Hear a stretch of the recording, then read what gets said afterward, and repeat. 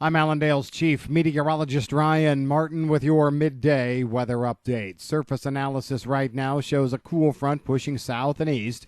It's now through most of Wisconsin. It's actually through a good chunk of Iowa as well. Best precipitation currently is firing off ahead of the front over northern parts of Illinois. This will continue to push southward, and it will travel across the rest of Illinois through Indiana and Ohio, basically from now through midday or late day tomorrow.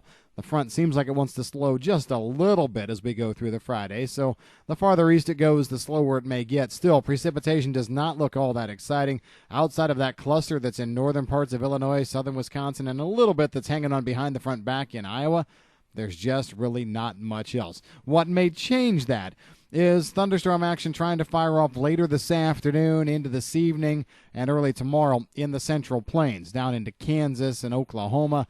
Some of that, if it gets going, might be able to shoot up the front and maybe augment some moisture across Missouri, Illinois, and into western Indiana. We'll see. One of the problems with that will be taking the heating of the day away. If a large chunk of this moisture surges as the sun is setting or during the overnight period, we're just not going to be seeing much be able to sustain. Going forward behind this front, the big story will be much cooler air. Temperatures feeling like mid-October. That's what the entire Corn Belt's going to be looking at. Honestly, a good chunk of the middle of the country as well. It's going to be a short-term little deal, couple days, then temperatures start to bounce back up. As a matter of fact, over the Corn Belt, by the time we get to the middle of next week, I think we'll be normal to above, maybe several degrees above normal for this time of year. So the cool air is not a big story. It's going to be one of those things I think that will be welcomed. Yeah, some people may be stepping out of the door on Saturday and going, wow, a little chilly. But they're not going to complain very long. Next round of rain develops as we go on through the end of next week. It's not a big-time rain event, at least initially. We're looking at a monster system coming together at midweek over the Canadian prairies, moving across Ontario. The front that comes out of that, I think, will be able to gather a little bit of moisture as it moves through the upper Midwest Thursday and then works through the rest of the Corn Belt Thursday night into Friday. At this point, I like rainfall totals of a quarter to maybe 1 inch. The higher end of that range in the upper Midwest, Great Lakes. Farther south you go, a little bit less, and I think once you get south of I-70, you end up with nothing. But I think that's just going to be a precursor, just a bit of a priming of the atmosphere ahead of another big system that works into the upper Midwest at the end of next week and the weekend. So, for example, Saturday morning, the 19th, low pressure sits basically straight to the east of Watertown, South Dakota.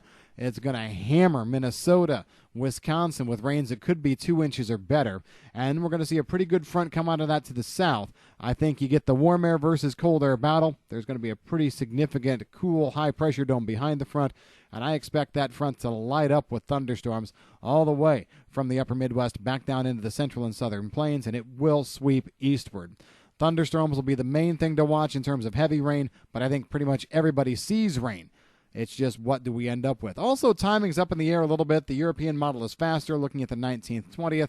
GFS model wants to kind of push it back a bit, 21st, maybe 22nd. I'm opening a window right now from the 20th through the 23rd. I think we're going to be seeing good rains move through most of the Corn Belt and, at this point, hard red winter wheat areas as well, central and southern plains.